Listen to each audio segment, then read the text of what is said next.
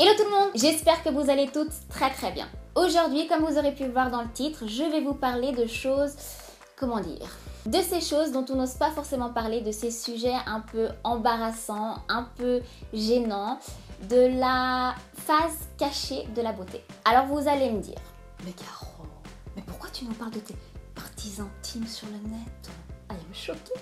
Alors je doute qu'il y ait des réactions comme ça, en tout cas, peut-être pas de cette manière, j'espère. Mais voilà, c'est des choses dont moi, je parle avec mes copines, avec mes amis. Donc pourquoi je pourrais pas en parler ici sur YouTube avec vous, mes chippy copines. Donc dans cette vidéo, je vais vous parler poils, odeur et petits boutons.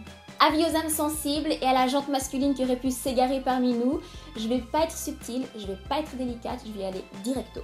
Vous aurez été prévenus. Les poils, on en a toutes, on n'aime pas ça sert à rien, enfin non. Techniquement, ça devrait servir à nous protéger des bactéries, de la pollution, des poussières, etc. Enfin bref, nous, on les veut pas. Merci, mais non merci. Et donc pour s'en débarrasser, il y a diverses méthodes, que ce soit les bandes épilatoires faites maison, les crèmes épilatoires maison, l'épilation chez un professionnel, le laser, etc. J'en passe. Je les ai essayées plus ou moins toutes, sauf le laser. J'ai jamais fait de laser. Ma préférée personnellement, c'est l'épilation, donc chez une esthéticienne, sauf que j'ai pas toujours le temps, j'ai pas toujours l'argent. Donc, en général, ça se passe comme ça. Dans un mois, je vais en vacances, la semaine prochaine, je prendrai rendez-vous chez une esthéticienne. Oh, j'avais pas le temps, je prendrai la semaine prochaine. Et ben maintenant, c'est trop tard, hein. Elle a plus de place, mon esthéticienne. Hello you. Ça m'arrive de le faire avec le rasoir. Sauf que, mesdames, ceci est notre pire ennemi. Et quand je dis ça, je veux dire les rasoirs qui sont, ou ces petits rasoirs Bic, ou même des fois les rasoirs de nos hommes qui ont des grosses lames mais qui n'ont pas de protection. Ça va vraiment, en tout cas moi personnellement, ça m'irrite vraiment beaucoup la peau. Quand j'utilise un rasoir, j'utilise celui-ci. C'est le rasoir que j'ai découvert qui me donne pas d'irritation du tout.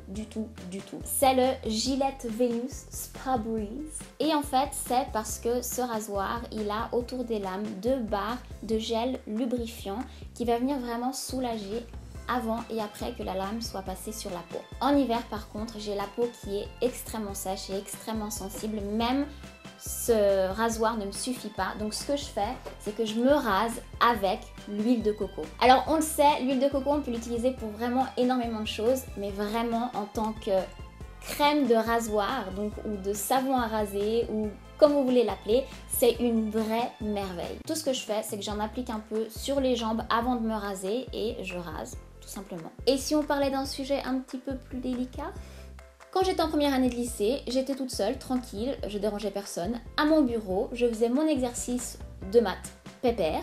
Quand monsieur Kevin s'est retourné dans ma direction, m'a regardé fixement, s'est retourné devant ses amis et a crié « Et les mecs, Caro elle a de la moustache !» Merci Kevin.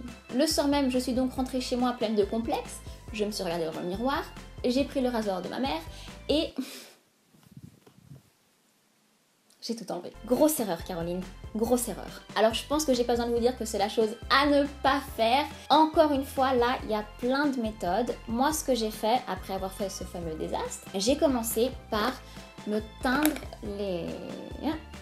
la moustache. Donc celle-ci est une marque italienne, mais il y a plein de marques différentes. Ce sont donc des crèmes décolorantes pour le visage, et ce que ça va faire, ça va juste tout simplement vous les décolorer. Donc si vous avez les poils qui sont très foncés, qui sont très voyants, ça va venir les rendre blonds en fait. Cette méthode, je trouve qu'elle est géniale pour commencer quand on est assez jeune, quand les poils se voient pas encore énormément.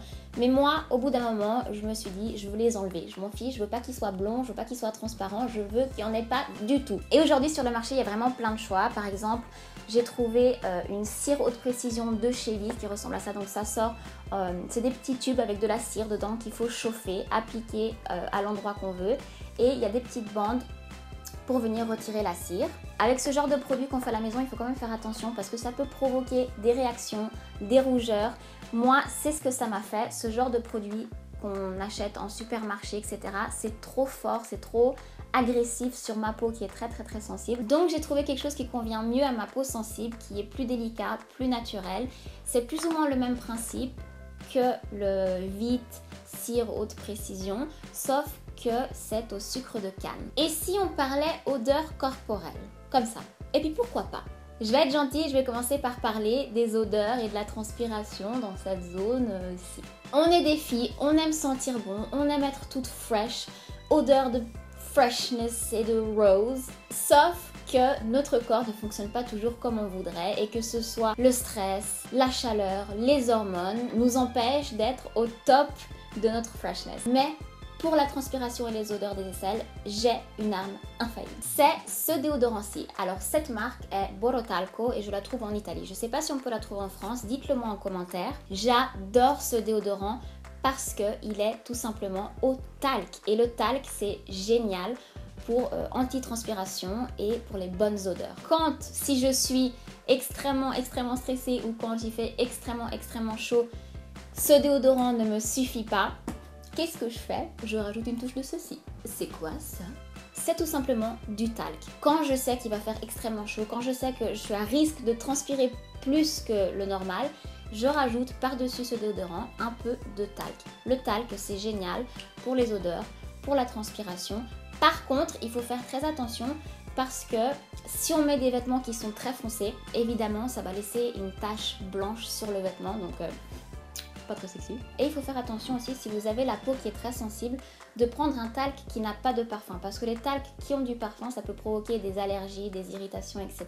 Par contre, moi qui ai la peau sensible, le talc parfumé, ça me pose aucun problème et je l'utilise donc en été très souvent sous les bras, par-dessus mon déodorant. Et je vais vous dire que j'utilise aussi, vous savez où? Mais non, voilà, je suis pive. Sur les pieds, j'utilise le talc sur les pieds. Encore une fois, quand il fait chaud ou si vous avez tendance un petit peu à transpirer des pieds, oui, ça arrive. J'applique un peu de talc dans les chaussures ou juste autour de mes pieds et ça m'évite de transpirer et de sentir mauvais. Nous sommes arrivés au moment de parler d'un sujet un peu plus délicat. Toujours les odeurs, mais dans un endroit un petit peu plus personnel. Je vais pas m'étendre sur le sujet, je vais pas raconter tout en détail, mais moi personnellement, ça fait plusieurs années que j'utilise un produit qui me permet de garder plus ou moins tout sous contrôle. C'est ceci. C'est quoi ça? C'est tout simplement un gel douche intime. Pourquoi utiliser un gel douche spécifique pour cette zone-là et pourquoi pas utiliser tout simplement son gel douche corporel? Parce que la plupart des gels douche normaux sont trop agressifs pour cette zone-là qui est quand même assez sensible et fragile et ça va donc casser un équilibre, alors que les gels douche spécifiques, ils vont favoriser le maintien du pH acide de la fibre, donc moins d'acidité, moins d'irritation et moins d'odeur. Et les lingettes, c'est plus ou moins pareil, puis je trouve que c'est génial pour prendre avec soi dans son sac à main, on sait jamais, même quand on a ses ragnagnas, etc. Ça rafraîchit, ça nettoie, et voilà. C'est bon, j'ai fini, je passe à autre chose. La dernière chose dont je vais vous parler, ce sont les boutons corporels et particulièrement les boutons au niveau de la poitrine. Je vous en parle parce que ça, c'est un problème que moi j'ai, surtout en été, à cause de la chaleur, la transpiration et voire la crème solaire. Le premier geste que je fais, c'est quand je suis dehors, quand je suis pas à la maison, que je fais mes trucs, que je suis à la mer, à la plage ou quoi que ce soit et qu'il fait très chaud, je prends avec moi les petites lingettes de The Body Shop au Tea Tree, donc à l'arbre de thé. Quand il fait très chaud et que je sens que je transpire un peu sur cette zone ou quand je me suis exposée au soleil, quand j'ai mis de la crème solaire, etc. Je prends une de ces petites lingettes et je viens m'essuyer, me nettoyer cette zone-là. De 1, c'est hyper rafraîchissant et de 2, ça nettoie. Donc ça enlève peut-être les bactéries ou les résidus de crème solaire, la transpiration et ça va vraiment éviter qu'elle vienne se fixer à la peau et qu'elle vienne créer ces fameux petits boutons. Ensuite, quand je rentre à la maison, je saute sous la douche et je vais me laver. Oui, c'est une chose que je fais de temps en temps. Et je fais attention à bien laver cette zone-là avec un loofah. Je ne sais pas comment on appelle ça en français, mais ce qui est génial de ça, c'est que ça va venir un petit peu exfolier la zone sans que ce soit trop dur, parce qu'on pourrait très bien utiliser aussi un exfoliant, donc avec des petites graines, mais je trouve que c'est un peu trop agressif. Moi, j'aime pas trop les exfoliants avec les graines. Vous pouvez aussi utiliser un savon exprès, donc pour l'acné, des savons qui contiennent du salicylique acide. Moi, personnellement, je le fais pas et ça me convient, mais je sais que ça existe. Et quand je sors de la douche, je viens appliquer, encore une fois, sur le torse, donc sur le décolleté, etc., du gel d'aloe vera. Alors ça peut venir sous forme de gel comme ça en tube ou ça peut venir aussi sous forme de lingette. Moi j'aime bien ces lingettes là parce que je trouve qu'elles sont pratiques. Et ce que ça va faire, ça va venir encore une fois nettoyer rafraîchir et hydrater. Si on a déjà quelques petits boutons, l'aloe vera ça va aussi calmer le bouton et le rendre beaucoup moins rouge. Si j'arrive à garder cette routine en été quand il fait très chaud, j'ai aucun problème et j'ai pas de petits boutons. Voilà mes chippies, c'est tout pour cette vidéo, j'espère qu'elle vous aura plu, j'espère que c'était pas trop osé. Si vous avez des questions et surtout si vous avez des conseils, n'hésitez pas à les mettre en commentaire, comme ça tout le monde pourra les lire. Et en attendant la prochaine, je vous fais plein de poutous poutous. Mouah.